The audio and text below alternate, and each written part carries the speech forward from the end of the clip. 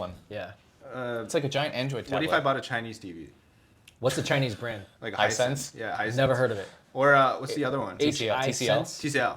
They're How do really you guys, cheap. How do you guys know about these? What do you mean, dude? You can buy a TCL TV, like a 65-inch TCL, for half of the price of a Samsung. So I've never. Where are you shopping? Where are you finding this? Best Buy. Best Buy. I think even Costco has Walmart. No way, because I've never seen it in Target. it. No, should have I'm it. pretty sure it's Yeah. everywhere. Really? Yeah. Dude, during the pandemic, you could get like 3 TCL TVs for the price of one. They're trying to undercut everyone. I see. Yeah. I haven't bought a TV since 2019. That's why I haven't looked. I haven't even looked. I wouldn't have gotten a TV at all if it wasn't for my wife. Oh, really? I think they're useless. Me too, I I think do all they're my useless. entertainment on my computer. But anyways, hello everybody. Welcome to this podcast, which I don't have a name for yet. Let me welcome our guests today. We have Dan and we have Thomas. So here's the thing, right? We don't have it. Okay, my wife just texted me. Sorry. Interruption. Delivery, but Interruption. I'm recording. She Anyways, better not interrupt us. yeah, dude, she will. You know, you can hear her upstairs. Oh boy. Anyway. You just revealed to people that we're recording somewhere. Okay, never mind. Am I doxing myself?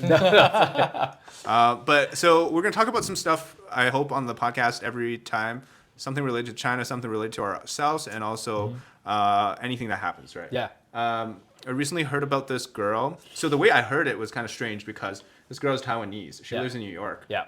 But they're using this as a chance to attack Taiwanese people. Because we always say, like, Chinese people poop and pee everywhere, have no manners. Look at this Taiwanese girl. But she's actually got a bigger story, so Yeah. Dan, you know about So this. actually, this hits closer to me because I live in Brooklyn and she lives in like one of these posh neighborhoods called Williamsburg, right? So I was like, hey, did you hear about this girl that's like dining and dashing? And you were like, yeah. I was like, this is crazy. Basically, there's this girl who goes to these really high-end restaurants. Some of them are like Michelin stars. She orders a bunch of food and she pretends to be an influencer. And then by the time it's time to pay, she's like, oh, I can't pay. So first she tries to say, but if you comp me the meal, I'm a huge influencer and I'm posting this. And then they're like, no, pay for the food. And then she's like, I can't pay. And then they've called the cops on her multiple times. And yet she continuously tries to do this. And now the restaurant owners know who she is. So when she walks in. Has she been arrested? She's been arrested multiple times. Like, but not charged. I don't know if she's been charged. Charged with, I mean, it's like, you know, in New York too, there's like, if you commit, I gotta look this up, but if you commit like under $100 worth of crimes, like they're not It's gonna, like a misdemeanor or something? yeah, they're not gonna like charge you. I mean, I think they're just not gonna waste their time to like charge this girl. That's why she keeps on doing this. But she's not so I'm on her Instagram now. She's not a big time influencer. Yeah, she has maybe- 24,000 followers, which is nothing in Yeah. today's world. Maybe this is her way of getting like more followers. Because she's saying that like she's becoming more and more notorious, right? So I think she's hoping that the more coverage she gets, she can grow. But the story is even crazier.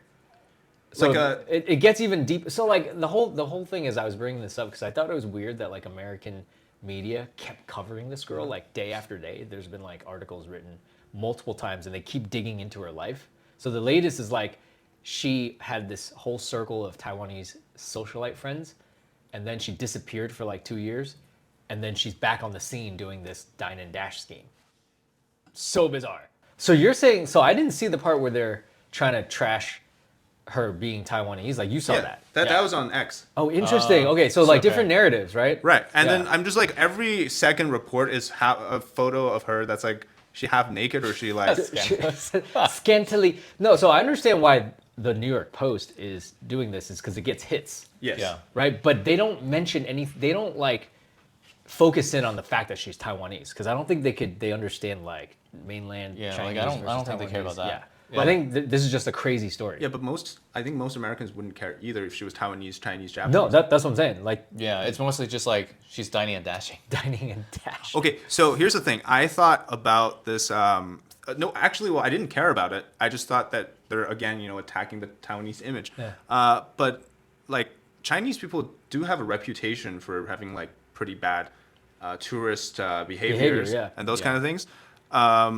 Also, recently, because there's a whole thing with Japan. I don't know if you guys saw that. So basically what happened was the Japanese prime minister publicly said that they would support Taiwan if China tries to invade. Yeah. And then in turn, the consul general of China in Osaka Have you guys ever been to Osaka? No. No. Okay. I've heard of Osaka. Okay. He came out and he basically threatened to chop her head off if she That's crazy. if she actually did it. And then so What? this is like 3 or 4 weeks ago, and then later she's like yeah, like she didn't really back down from her comments. And then so the Chinese media started to go on like this whole rampage against her. And then there's also the latest thing is that people started comparing like if you're Chinese versus you're Japanese. Like obviously we're all Chinese, right? We're all Chinese. Actually, you kind of look Japanese. A little bit. Do I look maybe- like an anime character? No, I don't. You look like if you had like a samurai outfit and top like knot. the top knot. You Oh, could, yeah. you could pass off as a Japanese person. Thanks, man. No, but my point is because we can speak on this from Yeah. some levels of authority, which is like if you compare the Japanese and the Chinese perception of these two cultures today, I think we can all agree that Japanese is more well received, right? Yeah, I think like better reputation. Yeah. Right, in the world. Like there's not, you don't see like Japanese tourists go to other countries and like just poop or Yes. behave. And I think one time we talked about this, like because like a lot of Chinese people in China, when we say China, there's obviously so many different ethnic groups and areas. Like when you come into money quickly, Yeah.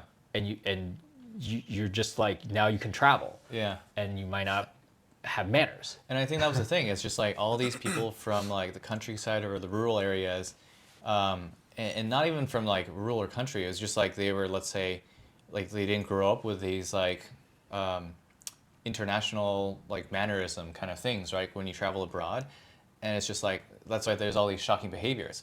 Versus for like let's say for Japanese tourists, or I mean even years ago, like decades ago actually, were like, you know, when Americans started to travel more and we started to get a reputation, right? Abroad, especially in Europe and Asia and things like that. You know, it's kind of the same thing. It was just like if you're not used to traveling, if you're not used to like treating your your host nation with respect, like you're gonna create a reputation for yourself, right?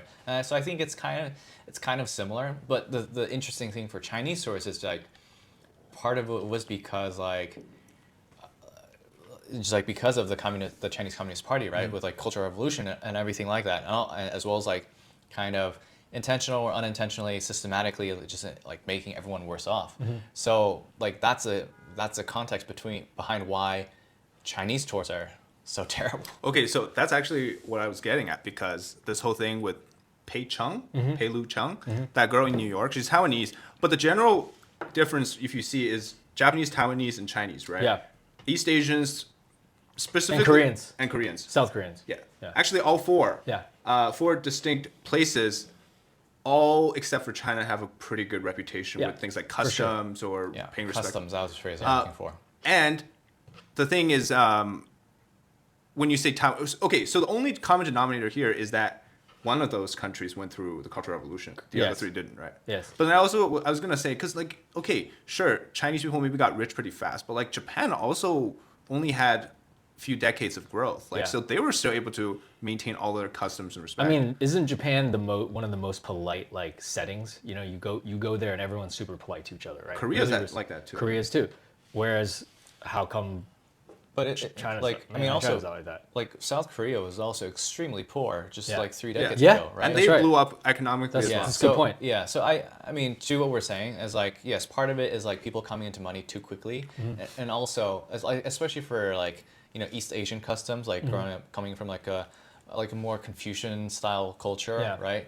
And like yeah, like China would be the one where like, Like- CCP had like essentially cut off the cultural ties. too. Exactly. Yeah. I mean, Cultural I ties can and only customs. speak on like my grandparents and my parents telling me during the Cultural Revolution, all of the like basically the behaviors that were you know, like customs that regulated people's behaviors all went out the window. Yeah, right. it's I mean, I hear about this from my mom all the time. Yeah. It's the 4 olds. The, the destruction of the 4 olds, Yeah. right? Well, David, what was it? Like, what were the 4 olds? Like, old customs, old traditions, old religions, and there's like one more or something. Dude, I don't even remember actually. I Yeah. should So, know so this. when I was like, wait, David Yeah, did this. I should So know like this. when you strip those away, a lot of it was like how to behave Yeah, no, properly. It truly was like kind of like a resetting point. Sorry, Yeah. it's old For the customs, worse. old culture, old habits, and old ideas. Yes, there you go. Right. Right. And then from that, you know, then they have like the 5 black lists and the 5 red lists or something, or the 5 black categories and 5 red categories.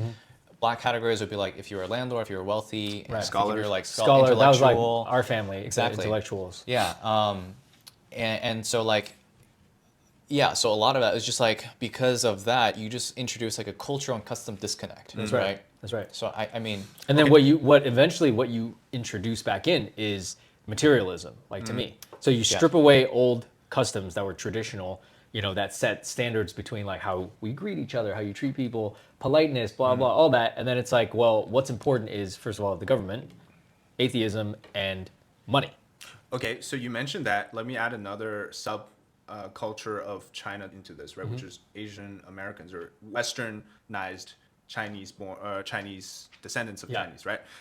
So then, because for me, I always felt that I didn't feel like I was a Chinese person growing up in the West. Yeah. But I was forced to kind of rekindle with Chinese culture as I got older. But I still feel like, because I didn't go through that mainland. Oh, I did. I was born there. I moved when I was 11. But I felt like I was almost like I need to reject it in a way. Yes. Completely. Not just the identity part, but everything Chinese, except for my name, maybe. Yeah. To get as far away from that as possible. As far away from the modern, like, way. Yeah, but right? for me, I didn't know any better, right? I didn't know what else was there. But like when you start uncovering like ancient China and even like pre-20th century China, where It's hard. It's hard to, like, you're saying, learn about that? Okay, so I'll give you an example. When the older generation, like, or a random Chinese person, say in Chinatown, asks, like, why don't you let me go first or pay respect to me, that kind of. To me, right now, as much as I want to, it's not ingrained in me to do that. Right. Because I don't, like, I felt like I went so far to reject Interesting. it. Okay. So I don't know how you guys feel about that. So it's funny because, all right, if you look at the three of us, right, like, I'm, like, born in America, born in China, but I'm 10 years older than both of you guys. So, but then moved to the West at 11, moved to the West at 6. Yes. So for me, like, moving to the West at the age of 6 in 1990, I didn't have any Chinese culture, modern Chinese culture. So the culture was from my grandparents, was from my parents, right? And they're always talked to me about traditional culture from day one, because they were the ones being thrown out of China because they were, like, traditional. So I always grew up, and it's not even like Chinese culture, it's just like being polite. Like my American culture, you should be polite. You should say thank you. I mean, one of the first lessons growing up is like, say thank you. And even like, so it didn't matter if I had an American neighbor or a Chinese neighbor. It's like, you go to someone's house, you ask for things, you say may I, you say please. So for growing up, like, I was always very polite, and I don't think it had anything to do with American or Chinese. It's just like normal human culture. Like, you should be polite. You should think about others, right? You should, not saying you don't do that. I was just saying, like, so to me, these were normal. Like a disrespectful so kid. when I, like, when we were the first time I ever heard of these articles of Chinese people traveling was when we were doing Off the Great Wall, like 2012.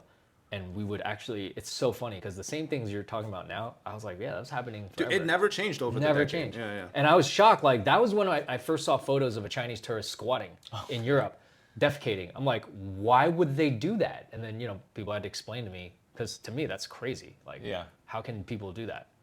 And now I get it. It's inconceivable. That's the thing. Inconceivable. And now I'm like, I get it. And I can't even, like, fault these people that are, like, carrying their babies, changing their kids, like, in the middle of the street. Yeah. Because, like, how do you grew up not knowing the correct way to behave? Yeah. Or caring, or even thinking it's important. Right. It's not your fault. Like, you just went to a different country where people are, like, civilized, and then you're like, okay, I'm just gonna do whatever I want. Yeah. What about you, Thomas? I mean, I feel like when I was growing up, that, like, those kind of customs were kind of instilled in me as well. Like, what you said about, always greet people, always say thank you, please, and things like that. And always the things of, like, letting, like, treating our elders with respect. Yeah, let them walk in front of you, David. Okay, sorry. Oh, what was that story? What was this, like, 孔融让梨? Yeah. Right? So you basically, you yeah, like, think of, like, everyone before you. Yeah, Basically. exactly. Yeah. No, but okay, so I want to clarify a little bit. I do let older people and women in front of me. I open the door. No, no. My point was, like, actually in China, I didn't need to learn how to say thank you and ask for things. Why? Because it didn't get you anywhere. So here's the interesting thing. Now, when I was at the dinner table in my grandma's house, right? Yeah, like you asked her around the table. It's in our province to do that. It was like a little bit of like a cultural thing to ask everyone to, would you like to eat before you eat because you're the youngest, right? All those things, table manners, whatnot, that's fine. But when you're out and about in society, it doesn't really benefit you to be polite to the unnecessary people. Or you don't need to say thank you when someone holds the door for you. It almost felt like there were certain types of things that you didn't need to do unless it was like necessary. Yeah. So I learned how to do actual like greeting people, thanking people, like those kind of things when I got my first like real job, part-time job. When I was like in the service industry. Yeah, when I was like 14 basically. Yeah. Because it just never, like, obviously, yeah, in school and all those things like you learn, but like to really interact with people like that, yeah, it was much later on. I'd never felt like I needed it. So I think there's something interesting you said of just like it didn't benefit you. Yeah. Right? Like I think for me and Dan, and correct me if I'm wrong, it's like I don't think that occurs to us. Correct. To think about it like that. No value attached to a simple thank you. Yeah, Right? Yeah, exactly. Because it's not it's like I don't need to gain anything. Like You guys also never needed to say take somebody to dinner to accomplish something, right? Like so yes and no. Like let's say what do you mean? Okay. So let's say Like if I'm trying to ask a girl out, I need to take her out to dinner. yes. To accomplish going out with her. I mean like Like, from a like- business like business or small favor. kind or of thing. like relationship, like other than to the opposite sex or to the person you're attracted to, Yeah. like a business partner. Yeah. Okay. Well, maybe not to the extent that like in China. Okay, so when I started real estate, it was eye opening because in real estate, like I don't just take out a client and throw gifts at them or shower them with events and this and that. Although in American society, that does exist. Yeah, wine and dine. In banking, and there's a budget for that. That's just not something I did, right? But occasionally, I will treat like my team to a dinner, or I will buy a client a gift.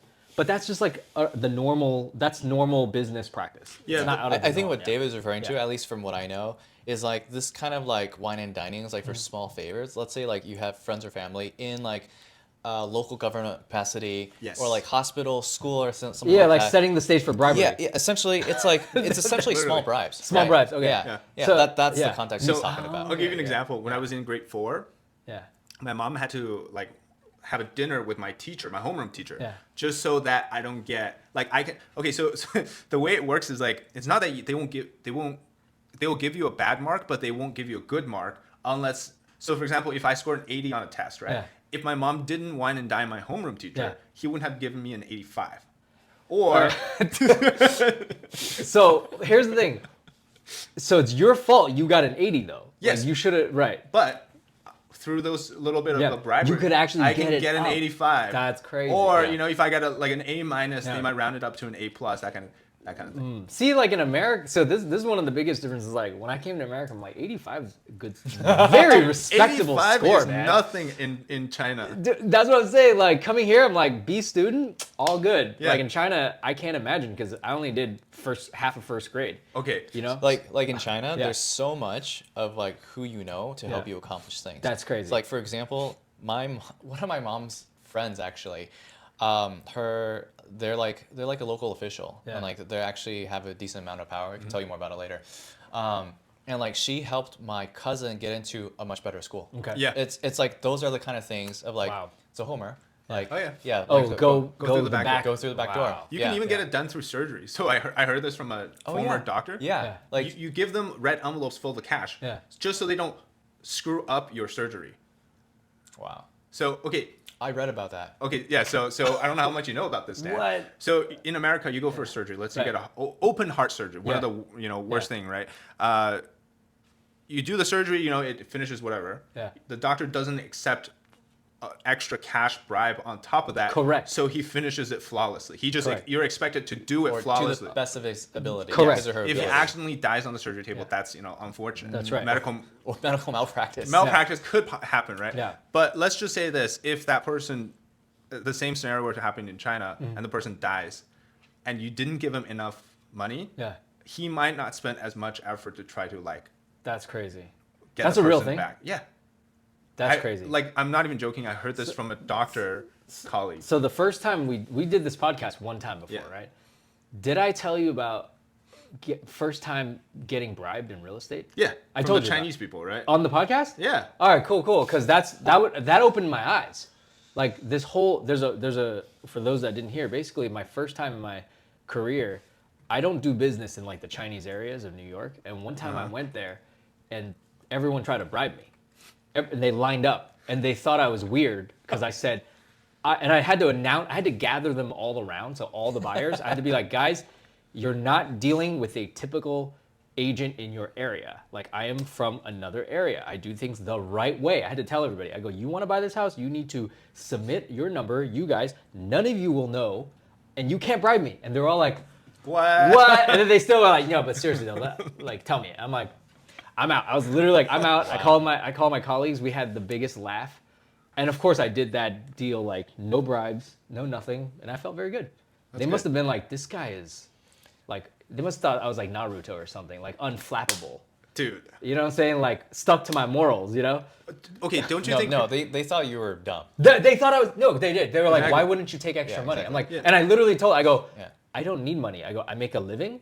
I don't need extra money. Yeah. So that was like eye-opening. Like, you don't need extra money. Like, are you insane? So like, I had a viewer tell me this, going back to that like wine and dine thing. But he got like stomach ulcers from drinking too much. Okay. It's like the boss needed you to go. I think Korea also has this too. Where he needed you at the table. You had to drink to a certain amount to please them. Yeah. And then you need to bring out your best liquor, like Mao Tai. Yeah. Or bring out the best wine, just so that you can like please the client and those kind of things. This is why like I would never survive in China, because everything is so superficial. Like just bringing this out, just doing this, I'd be like, man, I can't survive like that. So Dan showed me this video. We'll watch it together because this has relations to what you just said. Okay. Would you guys be able to find a decent job and get married in China? Okay. If we were If you guys so if we were Chinese, like if we were grown up in China. Okay, yeah. So like different versions of us. So same name, same birthday, same education, same career, everything. Would you think you'd be able to be successful, like as you are right now, doing what you do in China? From what I know, absolutely not, because I would have to have bribed my way to be successful. It sounds like, right? Like I can't. What I love about being in America is I truly can work hard, like you're doing now, We work hard, we advance, and we gain what we should. Yeah. I love that. Love that concept. I'm in control of my own destiny. Yeah, it's not like that. So I don't think I could. Exactly what you said. So let's watch this one because this is Dan's favorite guy from China apparently. Right now, I mean, yeah. By the way, I watched this before. This is like pure propaganda. Like, what do you mean? Like, okay, in what way? Yeah, okay. We'll watch it. I'll tell you. Okay. Food and I'm gonna eat something warm. See, the hot pot season is here. Let's make malatang together. I'm 35 but still single without marriage. Cause in China, getting married means spending a lot of money. As the man, you must have an apartment and a car to get married. That is true. Additionally, the groom must give a monetary gift worth tens of thousands to the bride's family. That's why most parents in China spend their entire life savings, even borrow money to pay for their son's wedding. So yeah, marriage just isn't happening for me right now. To be honest, I don't even think it's my thing. Living alone is a quiet and peaceful experience for me. How about in your country? If wedding cost a lot there? Malatang is like an easy-going Chinese hot pot, and is hugely popular among young people. This is my $3 lunch today.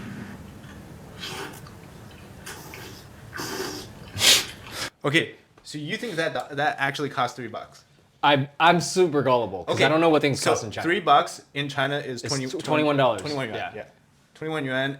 Oh, when you look at it, it's not that 21 cheap yuan. It's not that cheap because what I do know is their salaries are way less. And also, if you spend $20 on a lunch, it's not that cheap anymore. If I spent $21 and I had to make my own food, that's not cheap. Yeah. Yeah, so that is not cheap, actually. It's not that cheap anymore. Oh, okay. But okay, so the whole thing is like this guy, he lives in, where does he live? I don't really know. I thought you could discern from the cityscape. Not from that. But the point is, he's 35, he's single because he can't afford to get married. Because he doesn't have a car, he doesn't have an apartment, and his parents don't have tens of thousands of dollars to give to the bride's Yeah, family. because I'm just thinking for myself, like my family doesn't have that much money. I wouldn't be able to afford a car. Wouldn't be able to afford a house. So the thing is, like, when I was in grade 5, going into junior high, I had to start considering going to another area or another town for junior high. If you do that, you needed to relocate your home to that specific area to enjoy it's called hukou in China. It's like a registration system, basically. Right. And then when you go to university, you need to move it to another area, which is usually a big city. Well, if you can't get through all that, then you don't have a future, or it's like really hard. And then from there, you need to get married. So you need to have like hundreds of thousands of dollars. You buy a house in China, that's like 1 million yuan. And then on top of all that, so by the end of it, when you get a wife, you would have to have dished out like north of 300,000 USD. Yeah. Which is great. a few million. Yeah. Yeah. I mean, that's basically a down payment on a house here. Yeah. You know? Except you're putting a down payment on a wife, essentially. That's crazy. And it has like it has no return. Because usually, okay, not to bash Chinese women, but like mainland Chinese women are very, from what I hear now, materialistic. the but modern ones. not because they don't want to be like lovey-dovey and finding true love type of thing, but it's because it's a society where money doesn't matter. Right. If you don't have money, you don't have status, you don't have influence, you don't have anything appeals, right? So if you're a Chinese woman, you're not going to look for a guy who is homeless, not homeless, but like he doesn't own a house, he doesn't have a car. You always want to find the guy with the Mercedes. And also, so it's like lower status. yes, but in China it's like Toyota owners, BMW owners, and then like whatever's above that. Whatever's above that. Yeah. I mean, it's just interesting to me because, I mean, obviously this is just one video. I don't live in China. I don't have any friends there, so I don't I'm not going out. I'm hanging out, like my guy circle is in America, right? So I don't know what it's really like being 35 there. I thought it was really interesting because I'm like, wow, I could see that it is important for people there to have a good start. In my case, what I'm hearing is the wife or would-be wife wants a good start to their life. They want the necessities covered, right? And the thing is, there are probably fewer men making high salaries for that to happen. So there's less of these guys. There's also like a huge deviation from the men's standard versus the women's. Correct. The women's want a rich guy, Yeah. but the rich guy wants like a even prettier or younger. Pretty younger. I mean, that's like that pretty everywhere. universal. That's universal, right? That is. But so let true. me ask you guys. So like in America, it's much more common to find different types of couples and relationships. You have ones that say they met each other in high school, they're high school sweethearts, Yeah. they start lives earlier. You know, a lot of times you're starting life out earlier, even at the age of 30, where both of you guys are working and you're building a future. So where you end up at age 50 is not where you started at age 30.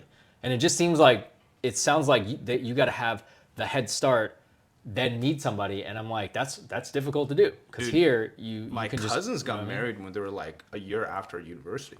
in Like China. 20 in China, like Right. 24, 25. So is that rare? Because they didn't have. No, it's common, but okay. But the thing is, you obviously not everyone in China is materialistic like that. I see. You have some girls or even men who are really good and just doesn't care. Yeah. But the general culture there around marriage is still you have the bride price or the dowry, because you pay like almost like the gift to the bride's family, right? Yeah. And then it's also very normal that you do have a car and a house. So for my cousins, for example, their parents had to basically have all that. It's less of a demand nowadays. It's more like that's part of the resume. Right.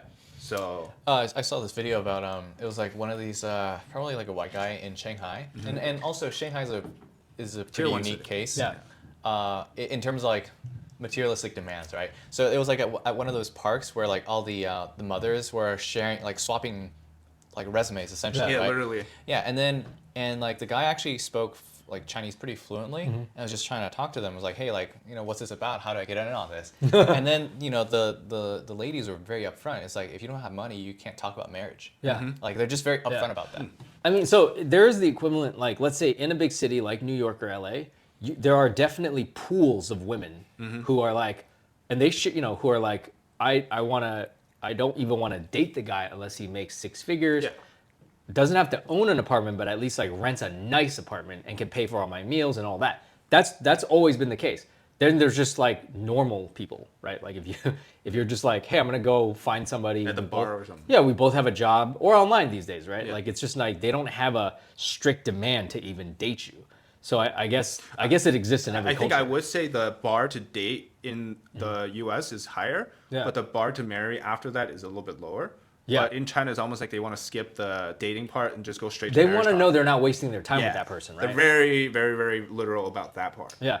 So You know what's crazy? Because like, here's the thing. Like, I'm in my 40s now, so like most people, I would say, most people in America, unless you were born with money, you don't really start to make good money until later on in your life. So how can somebody expect you to be a millionaire at age 30 unless your family's a millionaire? In which case, by the way, you don't qualify, because I have friends who are clients and friends who are millionaires, and the stuff they say about like, well, I'm not gonna let I have family members who are like, they won't let their kids date women who don't meet their standard. Wow. So to me, this is all like just moot, because there could be a girl being like, I want this and that, but it's like, all right, if a guy can hit this and that, you're not on their list. Yeah, like exactly. Trust me, because they're asking for, they might not need you to make any money, but you need to come from money, because people who have money are not, you know, generally they're thinking in totally different, right? Like classes.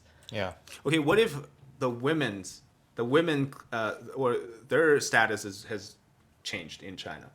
What if women are now the ones who are getting, you know, all the money, and they want to start dating young, handsome guys?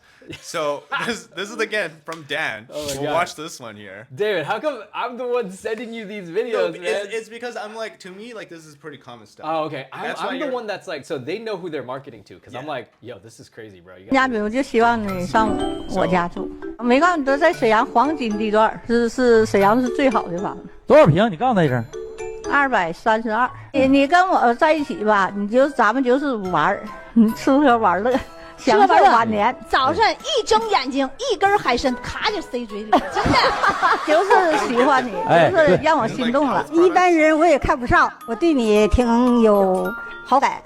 我家里住一栋别墅，330平。我女儿北大数学毕业，美国博士，现在在上海。我在沈阳和平，90多平房子，电梯楼，你可以上我家来，没关系。我儿子非常优秀，我一点负担没有，自己开公司。我儿子，他儿子一个月给他1万。我条件非常优秀啊，这点你放心。你要喜欢我的话，可以上我家来住。男嘉宾好，都相中你了，都激动，尤其我像腾飞的小鸟似的，已经拥抱着你了。那我给你个机会，浅浅的拥抱他一下。也征求一下你男嘉宾意见。男嘉宾们同意啊！来来来， These ladies are so jealous. This is like the funniest thing. So first it's like, it's I love how she advertised she has an elevator building. Yeah. Dude, she went one up. One of them's like, I have a villa. She goes, I got a house with an elevator. Yeah. Dude, my son takes care of me, gives me an allowance. Like, you're gonna be pampered. Dude, it's crazy. And the So guy's just like, crazy. okay. So okay. what does this say? Like, you got 35-year-old men, I guess, with jobs that can't afford a wife, and then you got wives, for whatever reason, are now single, who are like, I just want a companion, and you don't have to make a dime. Like, this guy can just show up. Sugar mama's a huge Sugar thing. mamas. Yeah, this demographic is understudied, I would say. This is so at least I know in the crazy. U.S. Yeah. You know, there's all these studies about how the more income that women make, you know, they don't look for equal or like lower income men, Right. or status, right? They look for higher, even higher, Right. Versus for men, it's always like they don't care. Yeah. They do not care. Yeah. Yeah. Or they might feel intimidated if the women make more than the guys do. They could, yeah. Yeah, but like they'll go same, they'll go lower, but women will only go either same but mostly will try to go higher, right? So this is kind of hilarious, right? So my wife makes more money than I do. What does that say about me? Nice. You're living the dream. Bro, that's my dream. Yeah, you're living the living dream. Like, I want to be pampered. You do. Like, So this will fit you in China. Well, here's the thing. No, let me take that back. Like, if my wife made more and she took care of the bills, I would be the best house husband, because I'm Like a trophy husband. Trophy husband. But I would be worth it though, because I'll do all the housework, I cook, I clean, because I do that now anyways, and I have to put food on the table. What do you cook usually? Like fancy Western dishes? No, I or cook Chinese food? home cooked Chinese food. Like and if it's Western stuff, it's like spaghetti, like spaghetti and meatballs. Yeah. Like it's like simple stuff, right? What about you, Tom? It's a good mix of like Western and like. Oh wait, no. First, but like, would you be a trophy husband? I think I'm already doing what. Yeah, Dave we're is. both in the same. Like we put the bread on the table, and we're doing like 90% of the 90% housework. of the housework. Yeah. Dang. Yeah. So I complain a lot when I'm asked to do housework. Yeah. And I complain when I cook too, because I only like cooking. So for me, sorry, you're Chinese. So I want your life, bro. Yeah, David, you share your secrets. Yeah, bro. yeah. Just because he's marry- more handsome than us. That's the thing. Just marry a rich wife who can take care of you. There you go. Oh man. That's the dream. No, for cooking, mostly Asian, like Pan Asian. Yeah. Mostly, like, and within that, mostly Chinese, and then occasionally of like, because like we're more on like a traditional Chinese medicine kind of health binge right now. So more Asian foods rather than Western. I had Burger King the other night. Dang. Like, dude, I have pizza twice a week. Like for example, like like Western salads. Yeah. Like Western conception of vegetables is like, let's say salads, right? Yeah. Or like roasted veggies. Yeah, roasted is fine, but like raw veggies is not okay in like TCM. You're right. Yeah. So like been looking at other different things to cook and everything. Interesting. Yeah. Yeah. All right. Dang. But dude, this video is so funny because it just shows that there's two spectrums. It's like at what point does it flip? Is it only older people? Because I'll tell you, like when we were first doing YouTube, that's when my eyes opened to like customs of China, mainland China. They were saying that a leftover woman would be like an unmarried woman after the age of 30. Yeah. That's insane. No, 27. So does it flip then? Because then when you're 27, you would take anybody, right? Because you're left over, or maybe you won't take anybody. I think that was the leftover woman was like a societal label applied onto them, right? I don't think they like women would think of themselves like that. No one wanted to be that kind of thing. Yeah. But I think with the I think it's changed a little. Okay. But I think if you are a leftover woman and then at some point you got a lot of money, it wouldn't. There's definitely younger guys that would. Yeah, so that's the thing. Like why sugar mama culture is like I don't know how much of this is actually real, but on Chinese internet at least, it's a real thing. Forgot to show you guys because we're talking about Japan. Yeah. Did you guys see this photo recently? No. What is this? So this is the Japanese diplomat. This is the Chinese diplomat, and then he. It looks like from this photo that he's apologizing and bowing to the Chinese one. Yeah. But then people started noticing because the guy's wearing it's called a Zhongshan suit. Okay. It's like a Chinese. It's like the Mao suit. Mao suit, Yeah, basically. yeah. But the problem is this suit is actually from I don't know what the era of Japan is called, but it's like the 90s. If you guys ever seen the Japanese anime, the guys always had the like the school stiff uniform? collar school uniform. Yeah. So this is not actually the Mao suit because the Mao suit has a flip collar. And this one has a straight collar. The Japanese outfit is not just the school uniform. It came from the Japanese Navy. Okay. And the Japanese Navy, like the Imperial Japanese Navy from like World War II. So it turns out this guy was actually wearing like a outfit from Japan. From Japan. Very cool. But also the thing is, it came from China, right? Yeah. But it didn't really come from China. Right. Because I saw Thomas post something about, like people were talking about. Oh yeah, Like a lot of things from Japan is actually from China. Yeah. Culture is one of them. Outfits. Oh, there's like a whole list. There's like a whole list. It was by this American, I guess, this foreigner who's living, foreigner to China, right? Living there. And then he for whatever reason decided to write an article about how a lot of things that we know as Japanese is actually from like China. Sashimi, bonsai, Japanese language, Like sushi, matcha. blossom trees, kimono. Yeah. And But- like and you know, I think some of it is like you can argue it's technically true, right? But also it's like if you pursue it to its like the logical extreme, like you can say then you would be like Buddhism and Zen Buddhism isn't Chinese, it's Indian. Right? So it's like how far back are we playing this game, right? And like yes, you can say like Japanese language borrowed heavily from the Chinese language, right? That's true. And like the Japanese katana there was a technology trade with the Tang Dynasty during that time. So hilariously, it was a two-way trade. So the Japanese borrowed from the Tang Dynasty, and then they improved on it, and the Tang Dynasty borrowed it back. Yeah. Right. So it's just like, to me, like these are like meaningless arguments.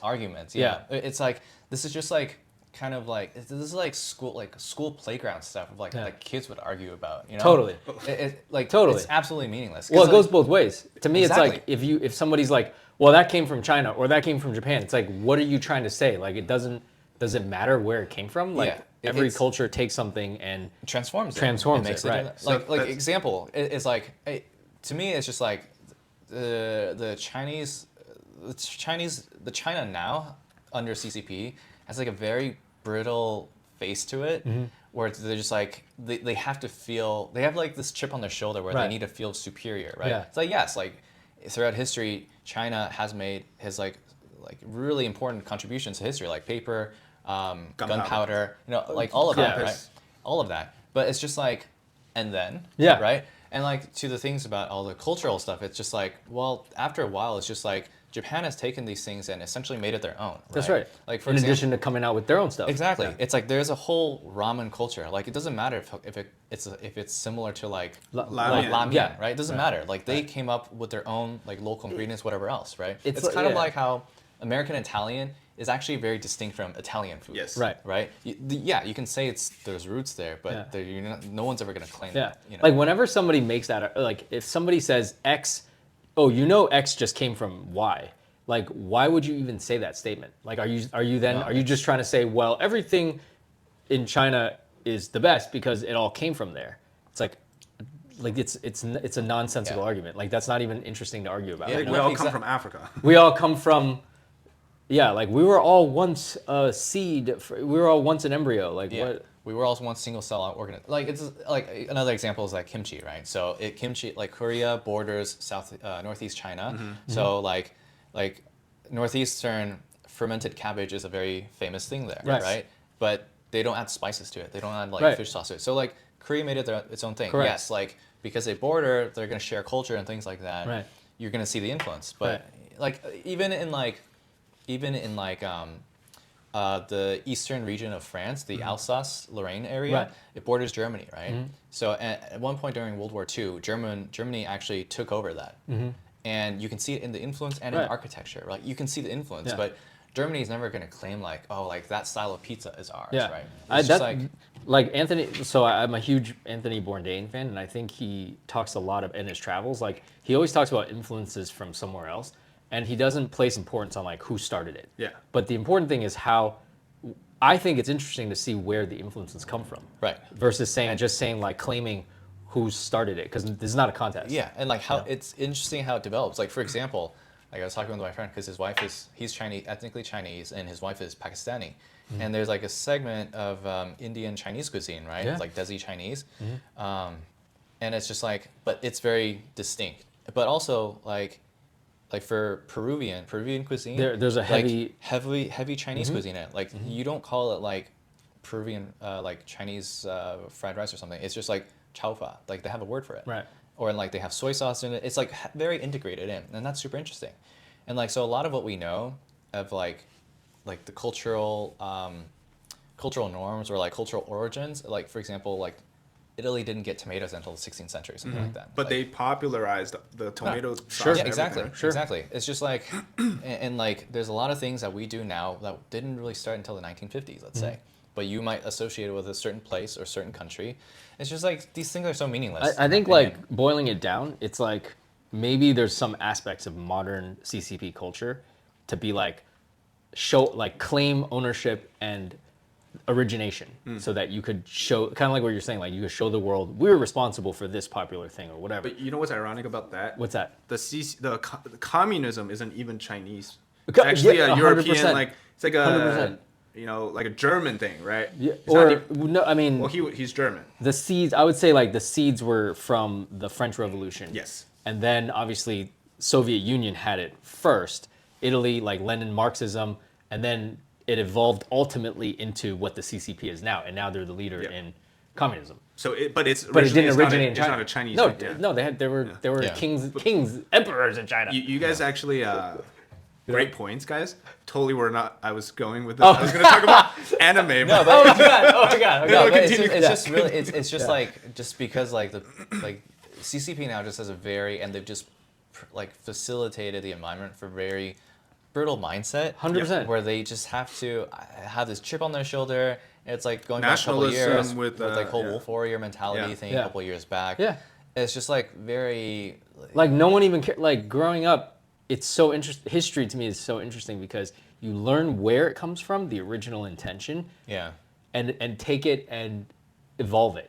And that's what's interesting, right? Exactly. But paying homage to where it came from, no doubt. No one's trying to erase history. Yeah. But just getting on social media, being like, yeah, well, our country did it the best. It's like, no one cares. And I mean, also hilariously, it's just like for like the CCP to claim all of these things in its traditions, it's like they actually chose to cut traditions. That's right? the irony, yeah. Right. It's just like now they've chosen to reclaim it. Like that's a hilarious thing. They're claiming, like they're not even claiming. They're just claiming a concept, like whether it's like parts of it too. Parts of it, but all the good human aspects, like spiritualism, the customs, they're not claiming those. They're not saying like, oh, we're responsible for like the goodness. Like they're just responsible for maybe like a popularized thing in society. But anyways, matcha, cherry blossom. No, I just because. So what brings you to this topic? No, because I thought like, so everything how China reacts to Japan is hate. This is mine. Whatever, right? But one thing they don't really necessarily claim is anime. Or they don't claim that, huh? Or they don't think they don't claim that they're better at doing anime. Maybe because they didn't start it. I don't know. But they're trying.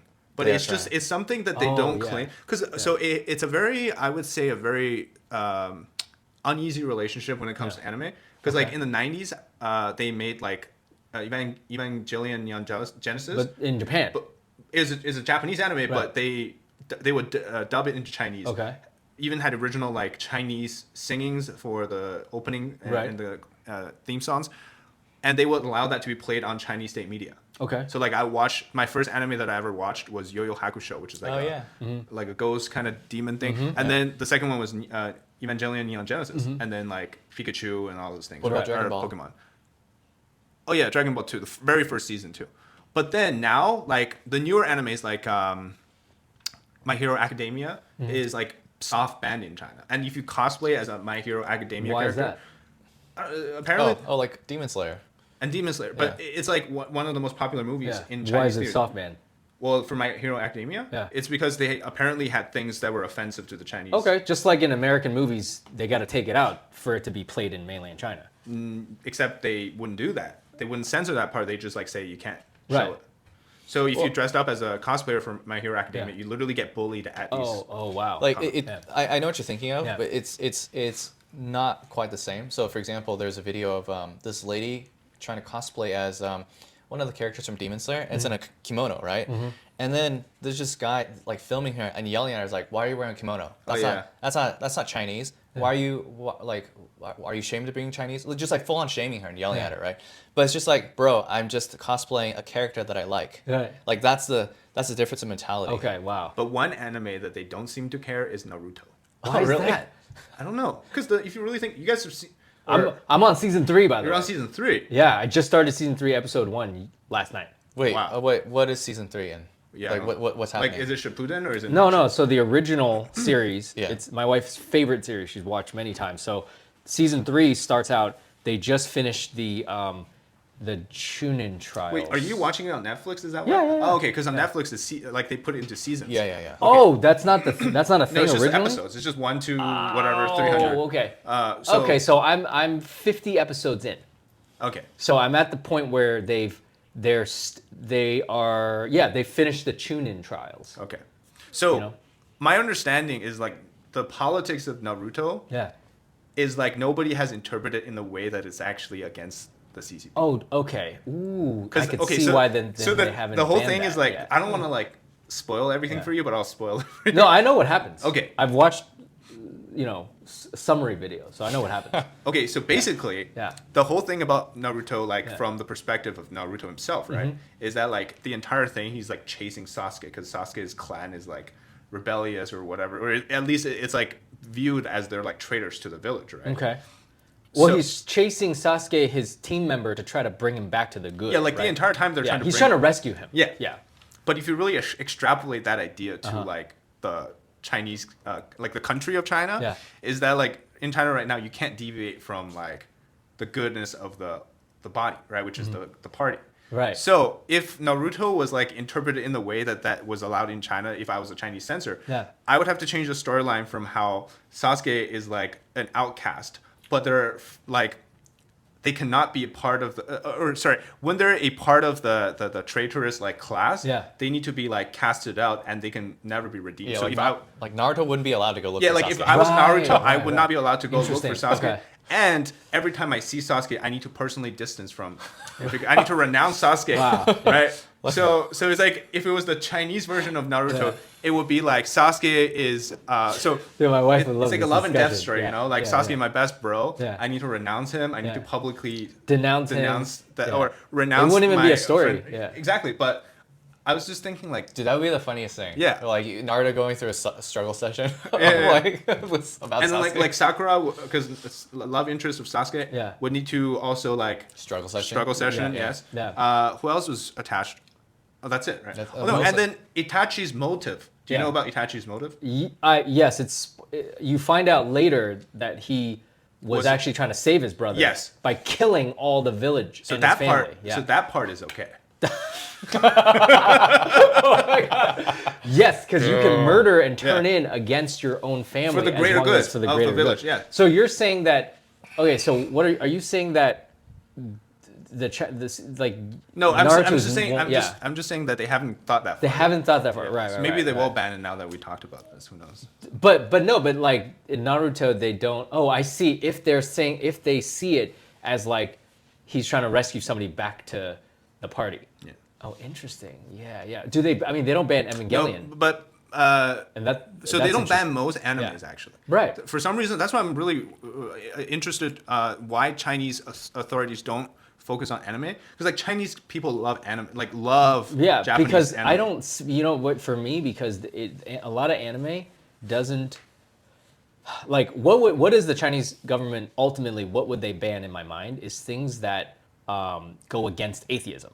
Yeah. To me, the number one enemy against atheism, against CCP is belief that there are belief in religion, that there are higher powers, right? But you can so and that's not overtly clear in Japanese anime. Okay, but the thing is, as long as it is not heavenly beings, it's okay. So if this show anime is about demons or 1000%. demonic, So how does something like Journey to the West pass? Oh, because it's just too much of a cultural. So the thing is, like, now we're talking about Chinese soft powers, right? Yeah. Like, different from Korea and Japan. Korea has K-drama. Yeah. Japan has anime. Yeah. China doesn't really have its own unique thing. You can't really translate. But that's why they have to infiltrate the West. Yeah, but if you think about it, they can't really translate the classics into a foreign export, or at least there's not enough audience for Right, it. because they don't want to propagate that. Yeah, and they can't create original ones. Right. And so, but my understanding is so for example, what was the most popular video game last year was Monkey King in the you West. mean Wukong? Yeah, Black Myth Wukong. And it had nothing to do with Journey to the West. Well, so, it's supposed to be a follow up, like an did they talk? Okay, Yeah. are they searching for the scriptures in that they game? did all. No, they that's did all all done. that. So That's that's all all done. In the game. No, so the game starts after the. That's what I'm saying. So this is how I know it's really popular because where I live, the people I'm around, they're playing that game, but they have no understanding of what the original. Right, Journey to and the that's West is my about. issue with it is they don't really know the original story. Yeah. They just think that by darkening the story Yes. afterwards, they can. But That's how they make. But that's how exports. it's not banned because none of it is talking about. As long as it's it's darker, it's demonic. It's okay. But if this was a story about how Wukong became the 斗战胜佛, which is like the great Buddha of martial arts, basically, and how he conquered the demon world and slayed all the demons, that story would not make.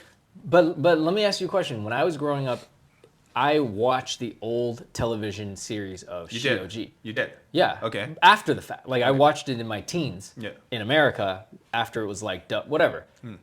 Because that came out in the 70s, right? 80s, yeah. 80s. So how come that was allowed to come out in the 80s? Yeah, and same with the cartoons, but maybe like the censor kind of. Because I right. think what you're trying to say earlier is just like, it's too popular of a cultural relic within Chinese culture. Because it's for domestic control. But even in the 80s when that came out, how was that able to come out? Because it goes against, like, it's talking about Buddhism. Because by then the whole thing with the reform and opening up, like the Cultural Revolution was done. Oh, so right, the whole Mao thing was, but also because like no matter what, I think you have to understand, like even as we kind of trash talk how Chinese people are today, the whole civilization of China is built around this idea of being close to divine beings, or there's like a divine inspired sort of creation, original story of the Chinese civilization. 100%. So even if you take away the 3 to 7 years of cultural destruction during the Cultural Revolution, or 10 years actually, sorry, you cannot deny the fact that the other 4,990 years are built on this kind of idea. So I guess it's like almost like a natural instinct for Chinese people to go back to that root. Right. So that's where also at the same time, like in China in the 90s too, right? Like there was, you guys were right, there was the Xioji, like the Journey to the West. There's also like things like Qigong coming out. Yeah. Like 100%. My grandpa taught me Qigong when I was a kid. Yeah. Whoa. And then so that's another thing like today. Well, what he thought was Qigong. I don't think it was. But whatever. Was it like No, he would literally like hold his tangent. He would like hold his palm out, and he'd be like, put your palm above my palm, like close. He's like, you feel the chi? Or like a Rosanga. But I'm like, of course. I go, yeah, I feel it. There's warmth created by my hand. Then he would slowly like take it up, right? He'd be like, so this is his hand. He'd be like, do you feel it now? I go, I don't know, maybe. He's like, yeah, that's my gong. Right? And then he'd be like, do you feel it now? I'm like, yeah. I was a kid, so I didn't want to hurt his feelings. So I was like, yeah, I feel it. I couldn't feel anything. Dang. But he was pretty healthy. So I mean, it was fun connecting with my grandpa. That's cool. Through that. No, dude, because like the old people back then had nothing to do except going to the parks and social. Bro, all he did, dude. My grandpa was my idol, right? He was persecuted during the Cultural Revolution because he was a teacher. Oh, okay. So, but all he did in his older age was like teach me at a young age brush painting, Chinese style brush. No, like painting the goldfish. Like Chinese watercolor. Brush Chinese watercolor. Okay. And calligraphy. Okay. And qigong and like every traditional Chinese thing to think of. So like when I used to get comments on Off Grid Road, they're like, "Dan's a banana." I'm like, "Bro, I'm more Chinese than you." Okay? I just can't read Chinese because I didn't grow up in China. But like I thought that was the greatest thing ever, you know? Yeah, dude. So I mean, back to my point, what I was trying to say was basically for a period between essentially like 80s to the 90s to like before the 2000s, like there was a period of kind of like almost like a revitalization of those aspects. That's why today, like those CCP trolls would say that, oh look, you go to China, you can see all these people doing all the sorts of crazy things. They think that that's like spiritual practice. That's religion, right? But no, because in 1999, one of the biggest like group of spiritual practice got persecuted in China. So since then, you essentially kind of like backtrack that 20 years. Yeah. So now when you go to China, there's like not a lot of focus on spiritual stuff. It's back to the materialistic. Well, because that's when I came to America, right? And that's when I was growing up seeing that, I didn't think that my childhood in China was like the CCP years, the Cultural Revolution years. Because I grew up in the 80s and 90s. Because you lived in those like, kind of relatively free years. Free, right. And that makes sense, as you were saying. So the only reason I know how horrible the Cultural Revolution was because my grandpa made sure every day to tell me stories because he didn't want... it was like his never forget thing, right? I'm like, dang, that's crazy. Like, that happened to you? He's like, yeah. So in any case, I don't even know how we got on this tangent. So anime, hold on. So you're saying, Also, I think what you're saying is like the censor rules kind of change essentially. Yeah. Right? Like, we can't think of the censorship rules like as the same throughout all the decades. Fluid. I don't know if fluid, but it's just like it changes to whatever the government's trying to achieve at the time. Pretty much. Okay. That kind of so with anime, I think it's so China has tried to create a lot of its own cultural icons today. Yeah. Like one of them is like Labubus. Because like the craze. Wait, I didn't think that was Chinese. It's Chinese. I thought it was American. Pop Mart is Chinese. Pop Mart is Chinese. But it popularized in America. No. It's like an Asia thing. It's Asia thing. Yeah. But the first time I heard of it is an American celebrity popularizing it. They popularized it in America. Yeah. But by the time it was already a thing in Asia, like I had already heard about it from my wife's sisters in Australia. Oh, okay, I didn't know that. Okay. And it's so it got popular because a K-pop star named Lisa had a bunch of these, and she was like saying how look how cute these things are. Yeah. But like they're the ugliest looking dolls. Oh, they're hideous. They look like what is that story we grew up with? Where the Wild Things Are. Yes. I legit the first time I saw one, I go, they're making new Where the Wild Things Are dolls. But they're Labubus. I think they're haunted. Like they're those puppets where you, what's the one where you had the murder puppets? Chucky. Chucky. Yeah. Oh yes. yeah. No, like it's Chinese uglier. Chucky. It's uglier than Chucky. Okay, so that girl in Australia that hit the chauffeur. Yeah. Bunch of Labubus in front of her Rolls Royce. Okay, and then like every time that I've heard a story about something bad, Labubus were present. Yeah, the Labubus were present. I have no doubt. They're definitely got that like demon energy. But they wear it on their bags. Dude, it's all like. Some girl. I saw some videos where they were like, they open the box of the Labubus, and if it's not the one they wanted, they like freak out. Like it's like a whole crash out over unboxing this Labubus. Yeah, it's the whole thing is pretty crazy. Yeah. Oh man. Have you guys seen I just feel like I guess I'm lucky where I'm not like caught in that culture, but I could see that when something has that much popularity, you know, people will go to all lengths to try to I obtain also it. don't understand the gachapon aspect of it, like where you have to roll. Oh, I mean, if you ask me, I think it's an aspect of gambling. Yeah. Yeah, I'm not. I mean, it's the same thing with the Labubus, right? They're in blind boxes, so there is that chance aspect to it, and same thing for like pulling like Pokemon cards. Right. There's a chance aspect to it, so that's part of the appeal of like opening up the blind boxes, pulling packs, and things like that. Like I don't like spending money on the physical thing, so I play the digital Pokemon card one, and yeah, I enjoy like just pulling packs. It's pretty fun on that, I don't spend money on it, but it's fun. free. Yeah. Oh, okay. Okay, so let me ask you guys this. Wait, how much are you guys into like Japanese versus Korean culture as a Chinese person? I mean, Japanese versus 95-5. Like 95 95% Japanese and culture. 5% Korean. 5% South Korean culture. Okay, how about you? Maybe like probably the same.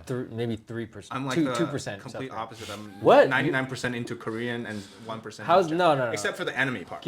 Give me an example. So I'm super He's into so like, into like K-pop, K-pop and like stuff. the foods. Yeah. K-pop's one aspect. So where my 95-5, it's 95% all Japanese stuff, 5%, and that 5% Korean stuff is like Korean food and K-pop. But like I only like 2 bands. He's like really into K-pop. So you like more than 2 bands? Like you like men and women's bands? Yeah. You can name more than 3 K-pop Okay, bands. He'll name all like. I'll name all the bands. He'll man. name All the bands? all the labels, where All they're right. from, Yeah. all the drama All right. that they're included in. Really? Okay, Even so like bro, random ones like okay. aespa? You ever heard of aespa? Yes. You heard of them? Look Okay, up that's any crazy, bro. Korean label and test me on what bands. All right. All right. So, What's okay. the aespa label? SM. I'll tell you all the big. Am I pronouncing it right? Which one? Aespa? Espa. Espa. Espa. Like the A and E is. Yeah. Espa. Okay. Well, what about dude? What about the boy band? The next the next BTS? They're saying there's like a bunch of them, dudes. They're all a bunch of dudes. Dude, you amateur. No. Like okay, no. Look. Okay, so there's the big 4 companies. So YG, SM, Hybe, and then also JYP. Okay. So you can just look up any of those 4, and then whatever number of groups they have, and I'll tell it to you. Do you also like? What about your historical? Do you know like the older ones? Yeah, just list or ask me any question you want with any of them. I don't know how to use your computer because it's in Chinese. What do you mean? Just Why is it in Chinese? When I type in, it's, just type Google. Just here. no, it's in Chinese. Oh, sorry. My bad. JYP. I like this. Okay. I like this. Wait, so how did you get into this? Oh, dude, it was just like super easy. During the pandemic, I was locked in my house, and I just started listening. I actually just got back into K-pop during the pandemic, and I just started listening to it. You know what's interesting? So like my wife and I, we listen to a lot of music, like American. She really likes she likes Chinese, Taiwanese, K-pop, and J-pop. Yeah, I don't like J-pop. Okay. I can't understand. So it's interesting because I grew up heavily into like American music, yeah, right? Like I was too. Like Yeah. Taylor Swift, One Direction, Justin. yeah, Bieber. like you like American pop, but like have you heard of like American? My favorite, Linkin Park, and Poppy. I mean, have you heard like? I mean, there's a lot of other genres like classic rock, rock. I had a modern period rock, where I grunge. was super into gangster rap. Okay. And okay. like All right. Do you agree? Atlanta rap. Do you agree with this statement? All forms of popularized music today came from American influence. You agree with, right? Totally. K-pop is a huge K-pop, knockoff of. But J-pop too. Like so, when you listen to, so it's interesting because my wife was playing me J-pop because she got back into Naruto and she loves all the opening songs. And I was listening to it. I was like, because I don't like the rhythms and the sounds of K-pop as much. It's a too mix of everything. It's too much. It's like a lot of instruments, a lot of heavy like beats. Like it's like they're trying to be in your face. Yeah. Whereas she showed me some J-pop songs, and it's very simple like guitars, like classical. Because it's more like rock based. It's more like rock and more they like have huge rock influence. rock and roll, but also the acoustic stuff. I was like, hey, this just sounds like an American acoustic song. Yeah. She's like, yeah. I'm like, oh, I like that easy listening. Like it's not in your face. It's No, not okay. Like, So I was thinking about this because I'm like, as Chinese people, we're really in tune. We're not in tune, but like we're heavily into either or, like Korean or Japanese. or Chinese pop. Or Chinese. Right? Like Hong Kong pop, Taiwan pop. Are you guys into that? I'm not, but I know Thomas is or was. Yeah, I mean, I like. I know you like Hong Kong action movies. Yeah. I mean, I don't know about Hong Kong music, not as much, but like. Or Taiwan music. Yeah, like a Jay Chou, Wang Li Hong kind of thing. Yeah. Because every time we all go to karaoke, inevitably bunch of Chinese songs pop up, Oh, yeah. and y'all are singing them very good. I by can. the way. Okay, so I think you guys have never heard me sing a English song, like an American pop song. I don't. You don't go for the American pop songs. No, because I'm like everybody can sing those. I like to sing like really offbeat like random discoveries off of Apple This Music. is like true. David Okay. likes to find the obscure songs. Yeah. All Like, right, not so okay. the actual like songs of K-pop or Chinese pop, I don't doesn't resonate with me that much. So the ones that I did like before, it depends on how attractive the girl was. So like when I was growing up, I was 12. My biggest crush was Lee Wen, Coco Lee. Coco Lee. Yeah. That was like my ultimate crush. So I liked her music. Oh, dude, I'm like the opposite. I'm like, this girl Uh-huh. looks nice, but her music is terrible. That's me with a lot of these K-pop Okay. groups actually. So Okay. I actually really like the boy bands. Yeah. But I hated the girl bands, but because Yeah. the girl bands, the boy bands have to go through the military thing, right? Yeah. So it's like you follow one, and then 3 years And then later they're like, well, gone yeah, forever. like like BTS just recently. the thing is, I do feel. I mean, so the one band I actually genuinely like is BTS, Yeah. right? For their music Okay, let me guess. Yeah. Your favorite song from the BTS entire catalog is Butter. no, I hate their new. I don't like their new English ones. soft. It's like their soft power songs. Oh. I don't like them.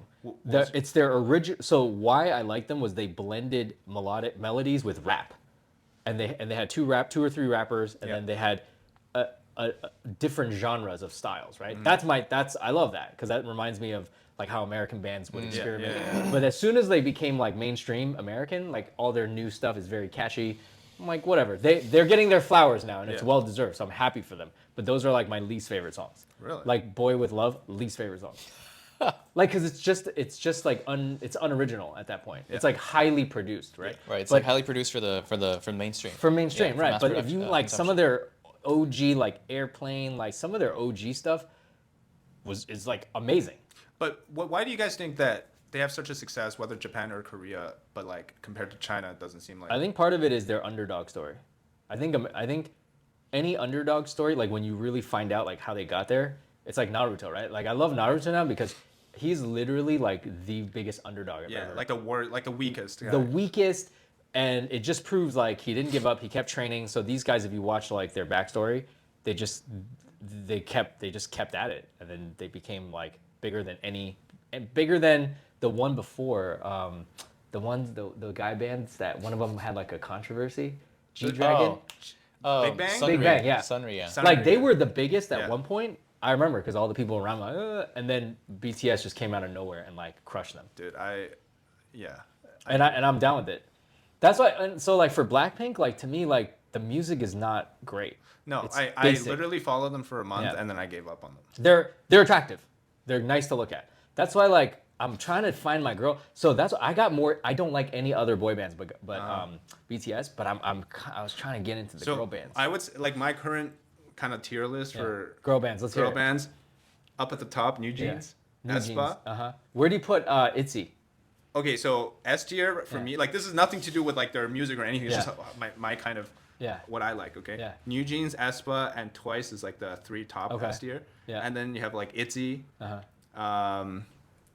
Some of the older ones like SNSD, like would be at the top, but I only really like the main singer from it, which is Taeyong. Okay.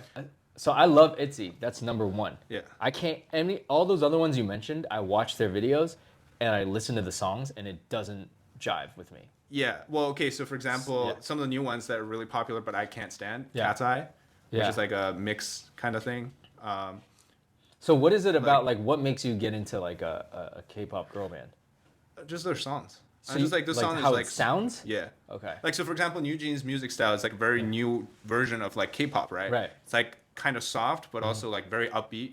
Yeah. And like the melody is kind of like because so for like usually the second generation and the third generation, the melody it's like very upfront. Yeah. But for the fourth gen, a lot of these songs are kind of like the melody is sandwiched in between, like a very flowy, very poppy, very rhythmic kind of like flow to the song. Yeah. And so I'm like. So do you still like songs with good hooks? Yeah. You do. Okay. But it's just okay. So for example, with Twice, right? Yeah. A lot of their songs are like just sound really good. But Okay. because they have so many of it, Yeah. it's like eventually it kind of just sounds the same. yeah. So And also because you know why I like aespa so much? Yeah. It's because the producer for Golden, you know the song Golden? Yeah, EJ. Yeah. She produced like Drama, which is like Okay. my all-time I'm favorite. gonna listen to more aespa because I was gonna say K-pop Demon Hunters is definitely, I love those songs. Yeah. Because it's a good mix of 'Cause pop. EJ vocals. is like Yeah, wrote a lot of yeah. those like melodic but like Yeah. kind of dark kind Yeah. of songs. Do you like Yeah. K-pop Demon Hunters? Not really. Really? You don't like the songs? Those the, are the songs. The songs, like Golden. Yeah, Golden. Golden. Well, those are my third favorite. My favorite is what this is what it sounds like. Then the duet where her and the guy, I forget the name. Free. Yeah. Free. And then it's Golden. Like, I but just- those songs are like legit. I just think the story behind how they made Golden is pretty cool. Okay. Like she just randomly started having this like da da da da da, Yeah. and then she just went with it. Again, I love the real backstory because they're three underdogs. And then you know what's crazy? So the main girl, I forget her name, but then the Rumi, well, the real life girl's name. Oh, EJ. EJ, right? So she was like a trainee. She was like, yeah. you know, I love that story. But then her two other ones were like they were actual like hip hop. I went down this deep rabbit hole. I'm really into this stuff. So they were They were like Korean in ethnicity, but grew up in America. They were making Korean hip hop. Yeah. And it was such a niche, but the music is good. Female Korean hip hop, and then they exploded from Demon Hunters. Mm-hmm. So I saw within weeks they had maybe 10,000 monthly listeners, up to like 40,000, 50,000, Dang, even wow. more. Yeah, like they blew up. So I think that's amazing because what they were producing musically was really cool. Dude. Okay, Dan, I think you're way more into Korean things than I am. So let me drop my percentage to 1% first. For Korean Well, culture. definitely Korean food. You're into Korean food. Yeah. Yeah. I what's crazy is that like I wouldn't crave it. Like it's not one of my favorites, but I do like it. Yeah. Like it's very comforting. Okay. Yeah. And then for K-pop, I think the only like again this is like a I like what I like kind of thing. Yeah. Like there's only two artists groups that I like. One is Yuna, is a solo artist from a long time ago. I heard. And SG Wannabe. That's it. I don't like any other group. Some of the songs I might enjoy, but those are the only two people I like. Like I literally know all the SG Wannabe songs. Really? I love their songs. Yeah. Like they're all ballads. They're all slow and sad as heck. For the boy bands, I think it's Super Junior. You guys heard of that? Okay. Yeah, I've heard of it. Yeah. What I like about Korean culture and Japanese culture is like they put their own. They're not trying to like start something new. But And they perfect they perfected, yeah. and inevitably it becomes something, right? Yeah. Like K-pop became its own thing. So why can't Chinese ones do it? I think it's very interesting. Loaded question. Like, Is it a loaded question? I mean, in a way that it's like you. I mean, I think it's because they don't have like the roots anymore to do that. Like they don't have. Okay, but yeah. the Japanese and the Korean ones simply copied like an American. Oh yeah, I guess ancestor. what I mean is like, I mean again, like I love Chinese people individually as a group and their ability to create, but because of the culture of mainland China, it doesn't fully allow people to. And people are gonna be like, that's not true, Dan. There's a lot of creative things, and I'm like, but for some reason, nothing has like taken. Yeah, there's like no real innovation. Nothing. Like like the boo boo doesn't count. Like name me something that's Like, I agree. I think Coronavirus. Because here's what. So Chinese art, I would say modern times, Hong Kong cinema is a thing, right? Yeah, but Hong Kong. Okay, but again. Hong Kong's Kong its wasn't own part of. thing. Yeah, exactly. Yeah. Taiwan cinema, Taiwan culture is its own thing. Yeah. Hong Kong is its own thing. Outside of those two regions, to me, like within, okay, obviously, like if you go to China, the food's amazing. The quality of life now is better. Yeah. But like, yeah, like I don't know culturally. Yeah, I think pop broadly culturally. speaking, it's like we're hitting the right notes of like they're not really creating. It's harder for whatever reason. They're not creating or innovating as much. Yeah. But they're very good at iterating. Yeah. Like they're taking something that exists, whether like copying whatever you want to say, and making it better. I do want to add, like, individually, like, obviously, I know a lot of mainland Chinese people, individuals, who have incredible successes, like, whether they're architects, furniture makers, like, individually, you could be Chinese from mainland China, immigrate out of China. That's the key thing, is you do it outside of China. So in America, there are a lot of people who work at companies who are extremely talented, or maybe have their own niche practice, but you don't see a lot of, like, a mainland Chinese dominated thing, you know, or like somebody who came out who's like, hey, it's like a Chinese startup, you know what I mean? Yeah. But you have like extremely talented individuals who came from mainland China. Yeah. No, I think it is really interesting because it's like, I think there's different ways to look at this where it's, you could say that maybe for whatever reason, the government is not pushing to export like Chinese music abroad compared to like Chinese films, right? Or like working with Hollywood to export culture or and things like that. So I think that's a case. I think another one is like, for whatever reason, like the music industry might not be as meritocratic as compared to like Korea or Japan or even US, right? It's just like, because again, to what we were talking about earlier, where it's just like, it's all these like small briberies where you're just like paying people off and whatever else, right, to get a door in. So it's just like, I mean, if you look at the film industry now, half of the stars can't act. They just look pretty. That's it. Like for guys and gals, like they just look pretty, but they can't act. So they're not. They like, used to be able to. Yeah. So like for like say Hollywood even now it's like most of our stars can still act. Yeah. Right. Yeah. But like for China, like this seems to be less the case, right? You know, okay, so that Because I like, sorry, one more thing to add. Because like I was reading a thing of like what the Chinese music industry looks like now, and they've got a similar model to the Japanese idol model, where it's like there's all these ranking charts and people go up and down, that kind of thing, and you have fans that can buy like the albums to help drive sales and things like that. But then you have like these rabid fans who would just like buy tons of like albums and just to drive them up the rank. But their music may not be good or something like that. Right. yeah. And like that's the case of their music industry right now. It's like they've taken the idol industry from Japan, which is already kind of extreme, and taken it to another extremity. But that's why it's just like the talent is not there. It's just they're being propped up for whatever other reason. And I think, like I was saying too, like the truly talented people, they will find their way out, and then they will have success individually. Yeah. You know. Okay, so my last thing is you guys probably never heard of her, right? Li Jingjing. Only from when what's his face, Hassan Piker went to visit. Okay, so this is her comedy stand-up. So she's a who? She's a mainland Chinese comedian? She's a state media journalist for China. For CCP. For CCTN. Okay. But she also does this YouTube comedy thing. Okay. So I wanted you guys to hear her stand-up comedy. Okay. Stop calling California rolls sushi. I don't know what's. But anyways, you know, okay, so this is one of her recent episodes, okay? Welcome to the Jingjing Show. I'm Li Jingjing. Today we are talking about Nazi Japan, which for people in the US is the country that's responsible for the atrocity of Pearl Harbor. The movie, of course, but also the attack. Nowadays, we don't talk about the history of Nazi Japan a lot. I mean, we do in Asia. The topic of Nazi Japan is kind of like bubble tea. Everyone in Asia knows it. But once you're outside, that knowledge is only shared in the hipster community. But I like to remind everyone there were 3 Nazi countries in the Axis powers. Not just Germany and Italy. Just like how there were 3 guys in the Jonas Brothers. Not just Joe and Nick. We can't forget about Kevin. And this is my proof. Here is what Defense Secretary Pete Hegseth said at the 80th reunion of honor ceremony on Iwo Jima. We have not forgotten the honor and valor of our Japanese and our American warriors. You do know the U.S. was fighting against Japan, not with Japan, right? Hello? We were your allies during World War II. But some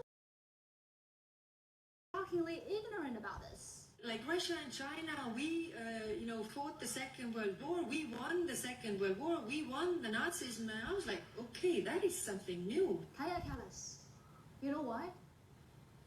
You are something new. You are something new to all of us who... Okay, so do you guys understand the jokes? I mean, I understand. Yes, I understand where she's getting at. I mean, I don't...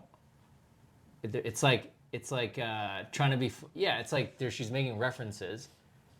She's making jokes. Is she? I don't know. I couldn't tell. Well, the Jonas Brothers joke, the Pearl Harbor joke. But they're not like quite landing 100%, because I think you can feel that she's trying to... Like, part of like American stand-up comedy or any stand-up comedy, I think like there's a lot of truths, but you feel like it hits. It's funny. Yeah. Because there's truths. Yeah. But here, I feel like she's just trying to like They're just preach to you jabs. in a way. They're yeah, just jabs and preaching. They're Yeah. not like jokes. They're not. It's like the jokes are the punchline is just relating to like a Jonas Brothers or how bad the movie Pearl Harbor was, but the rest is kind of like, I mean, yeah, the rest is like maybe political jokes. But it's like I heard this, I'm like, I don't really understand. I think it appeals to certain people. Does it? I don't know. But it's like, okay, as offensive, as bad as it sounds, like you can make a 9/11 joke funny too, if you do it the right way. Maybe. Yeah, but sure. but it's like it's like a cringe humor kind of thing. Yes. Where it's like there's like layers, so like, oh, he's going there. It's like, oh, So yeah. is she also trying to do the same? No, I don't think so. That's just. I mean, maybe is she popular? I don't know. Like, how did you find her? No, I just found this because somebody posted the clip on X, and I found it, and I just didn't understand any of her joke. Like, it's okay to like she's pro CCP, but if she's funny, that's right. Yeah. It's just not my kind of humor. it's not. No, you know what? It's just like she's using elements of stand-up comedy, but like they don't hit with me because she's kind of like preaching to you, kind of thing. Also, like.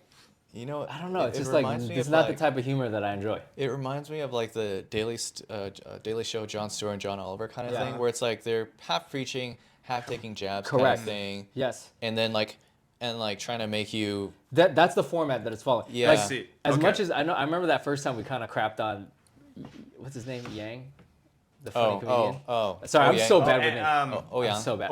Jimmy O O Yang. Yang. But like legit, like some of his jokes are funny. Pretty funny. Yeah. Like legit. I'm watching them like that's kind of true. Yeah. Because for comedy to be funny, it needs to be some self-deprecating humor. Okay, but the thing that's not self-deprecating. That's what you're saying. It's like it's just like political. It's like the Daily Show, like taking that format. But the thing is, because China's banned all like negative emotions online, so you can't like you won't. Because also the thing with comedy was because they tried to let people do comedy based on the fact that you can criticize the government. It won't work. It won't work. It won't work. So they banned things like online emotions, and now if you want to be an influencer, Yeah. you have to have a degree in the field that you want to talk about. I mean, it just limits what you can do. Right. So I'm just like.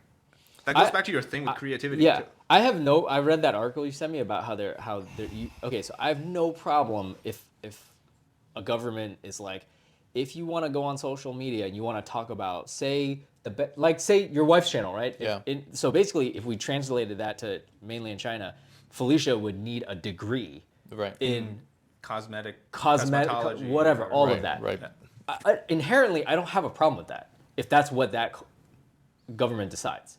Right, but it's just funny when people are like, "Yeah, that's going to be against freedom of speech." We're like, "No, duh! Like you live in mainland China, so you just have to play by their rules. Yeah. So there is no freedom of speech. So don't be surprised. To me, it's like don't be surprised if they do this. Of course, they should have done it a long time ago, based on how their government runs. Whether or not that's good or bad, I don't know. You could, if you don't like it, you can just download a VPN and watch regular Western Instagram. I think it matters more to the domestic audience, anyways. Yeah, because I think it's one of those things where it's like a appeal to authority kind of things, where it's like, oh, this person has a degree in this field, so they must have some expertise into it.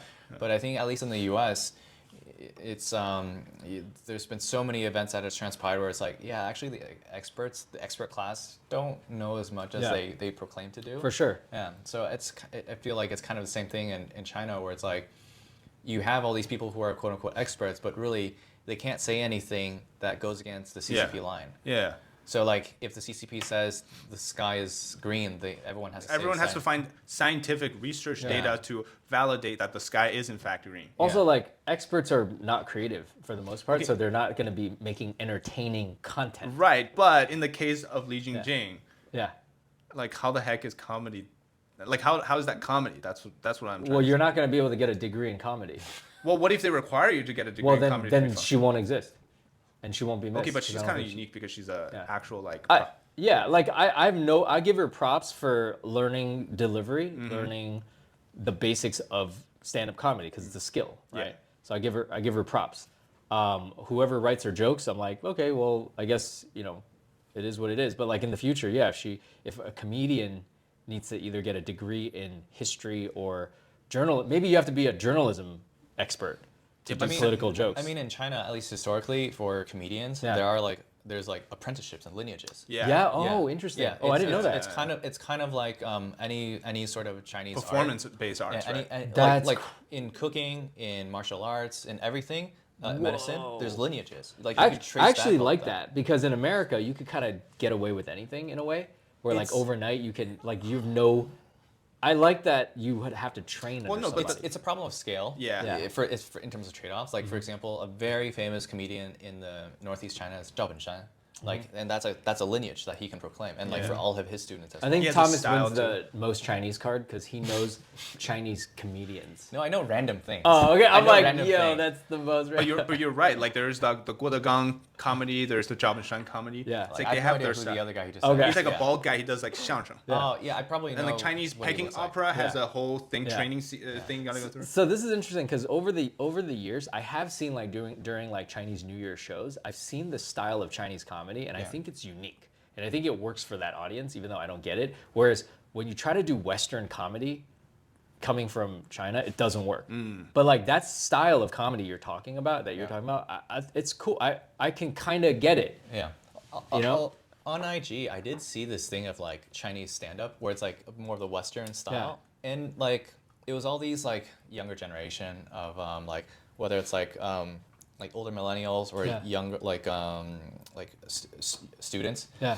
And they're just talking about their like life struggle and things like that. It was actually pretty good. But that's when it crossed the line because somebody actually did like one joke about the PLA, the Chinese military. Yeah. And then that show got canned. Is that why I don't see that stuff anymore? Yes. Yeah. I mean, you're just not gonna see like truly original content. I mean, but again, like, what else do you expect? I mean, you know what I'm saying? Like, that's why. The irony is that's why people in China want to try to go on Instagram. You know, they at first it's like let's get the American apps, and then China was like, no, let's make our own versions. Yeah. You know, and then it's like, okay, well, so we'll just censor appear our own original, but versions. really it's like a copy. Yeah. Yeah. I mean, I to what you're saying about why we don't see like Chinese music being popularized, I think it's like they're just kind of in their bubble, so they kind of only serve that domestic audience as well. Versus like for K-pop, let's say originally they were just serving their own audience, right? And then it got popularized, and then so they had to bring in new elements and different elements to see what sticks with the international audience as well. To what you said about for BTS, right? Originally it was just like you liked what you liked because they had to figure out their own thing, their own niche, and then as it got too popular, they had to figure out what a mainstream demographic was. Like the one thing I don't like about K-pop is the over production. No, like how males are over feminized. I don't even know if that's a word. But China doesn't even let that happen. Right, but I'm just saying like that. I'm not like when I look at BTS, I'm like you're still like I like Backstreet Boys, 98 Degrees, you know, like whatever. Manly Men. Yeah, I'm like that's why I also like Demon Hunters because I felt like they were making fun of that when they were too like a little bit, right? Because I'm like they took that concept and like blew it wide open. You know, because I'm like, you don't have to wear that much makeup and look so pristine. Like your singing, your rapping, and your dance moves should be enough to catapult you to like that level. Yeah. You don't have to then on top of that, like be so like. I just noticed your hat. The LA is backwards. Yeah, that's why I like this hat. I had a lot of internal struggle buying this hat, David. You did. Yeah, they were there. They were with me, right? Yeah. What was it? The prize? The message? Well, here's the thing, because I grew up following sports in Boston, and your badge of honor is like following Boston sports, right? So you can never perpetrate by wearing another city's hat. Okay. But then like the artsiness, the hipster side of me is like, I really like this upside down LA hat. So but it's I'm not a jab at like the LA sports team. No, this is just a cool looking Dodgers hat. Yeah. But like I couldn't bring myself to wear a Dodgers hat when I'm not a Dodgers fan. Wait, were you in Boston from like 11 to 15? When you were 11 to 15? 11 to 20 something. Okay, so I read a thing where it's like, for a lot of sports fans, it's like whatever sports team they were into from like 11 to 13 or 13 to 15. 8 years, right? Yeah. Oh yeah, that's their their like imprint on you, which is 100%. Why you have all these like diehard fan bases. Where it's like it doesn't matter how long the team has been sucking. Yeah. Like they'll still. It's a like, part. Yeah. Really? Like even if they move away, they'll still love that team. Yeah. Like you've moved away from Boston, but Celtics and still Red Sox, Patriots, Bruins. Yeah. So now I'm like, whatever, it's cool. Yeah. You know.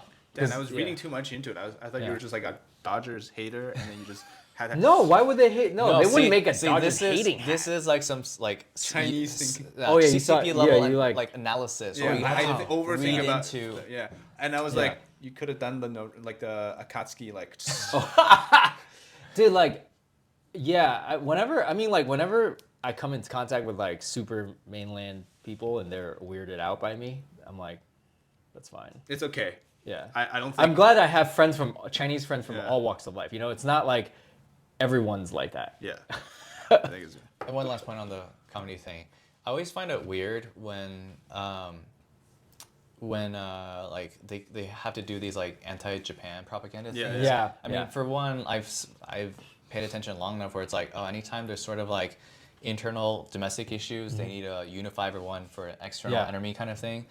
And then the other thing is just like if you read history, like the CCP forces when Imperial Japan was attacking and taking over and everything, and like the CCP forces hid away. Yeah. Like Mao, that's right. They let them let the KMT do all the fighting. That's right. Right, and that's how CCP forces were able to push out the KMT afterwards because KMT got worn down. Yeah.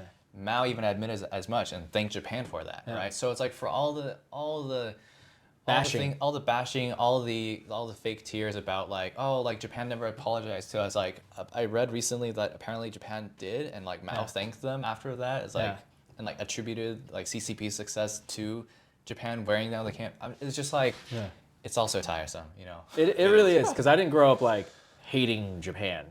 Yeah, but if you continue to live in China today, you probably hate Japan. Japan. 100%. Yeah. Oh, if I killed myself. No, but it would be China like today because I wouldn't be able to survive. You would have like a very hypocritical life because you'll be like watching a Japanese TV, driving a Japanese car, watching Japanese anime, shopping Uniqlo. Yeah. But then also at the same time, you're like, I hate Japan.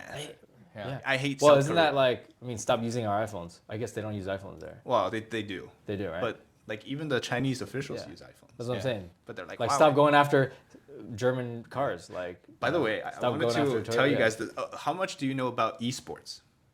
I'm okay. Try. I mean, okay. So there's a Korean guy. His name is Faker. Oh, I've heard of. So I've heard of him. So apparently he's so good at video games that he doesn't have to do the mandatory military service in South Korea. Because so even BTS members have to do South Korean mandatory military service. He doesn't have to. And so the reason is because he won so much. And guess what? I just recently learned he has a perfect track record against Chinese teams in that. What game is he playing? League of Legends. So you're saying this guy's so famous that they're like, you don't have to go to the military. Yes, because he won. And then one of the reasons is he keep winning. Because esports is big in South Korea. He's never lost a single match against the Chinese team. Crazy. So people are like, oh, so he's like, he doesn't need to go to the military. But someone was saying this on IG, and I really think it's actually the reason. South Korea, he is actually South Korea's #1 PSYOP soldier, if you really think about it.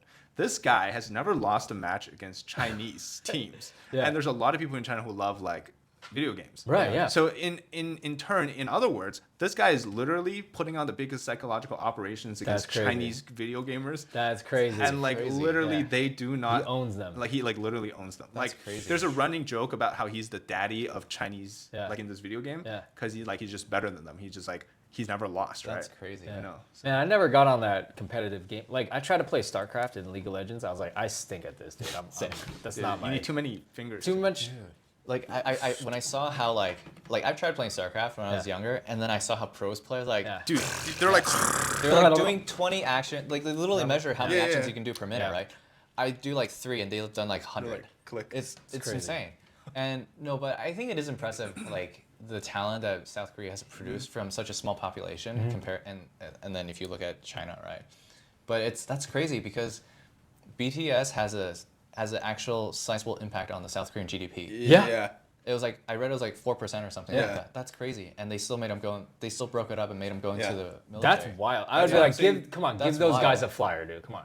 No, but I think it's, I think they would have a domestic problem where it's just like, because then you... But I also like now this is just totally speaking I actually really like that because I like it when people stick to their guns, right? Like that's the culture. Do it. And I also think an experience like that, like I almost went into the military in America. An experience like that can change somebody. Yeah. and it matures them. You know, Yeah. so I'm all for that. I'm not like, oh, they're not making music for me. Like, who cares? Like, I've got, you know, I'm not, my world doesn't revolve around pop stuff. You know. 13-year-old girl. With Yeah, or even just any fan, that's a super fan that's like, now what am I gonna do? Like, okay, move on with your life. You know, so I think that's pretty cool that they didn't. Yeah. That they still had to go. Yeah, they would have a real problem on their hands. Totally. Like, the inequality already. Yeah. Yeah, that's crazy though. I didn't know about Faker and like skipping out he's the service. only guy. He's the only guy. Yeah. But I think he's running a secret psyop. So maybe he is already. I would in have the fight. actually like bribed them to come to the military to do like some cool coding or something, you know. Well, I mean, I'd be you know, like sometimes the best warfare is the one you don't fire a single shot. Dang. But use through mouse and keyboard. That's That's right. crazy. I'm gonna look up Faker later. Yeah, That's dude, crazy. it's I pretty didn't good. know about that. But yeah, I think we'll end it here. It was very insightful for you guys to. Thanks for gathering us and Yeah. Educating me on. And maybe on, we'll do one more next month. Who knows? Let's do it. Let's do it. Looking forward, man. Looking forward, dude. Okay. Yeah. Let's go watch some Naruto. Naruto, yeah. Thanks for watching. We'll see you next time. Bye-bye. Bye.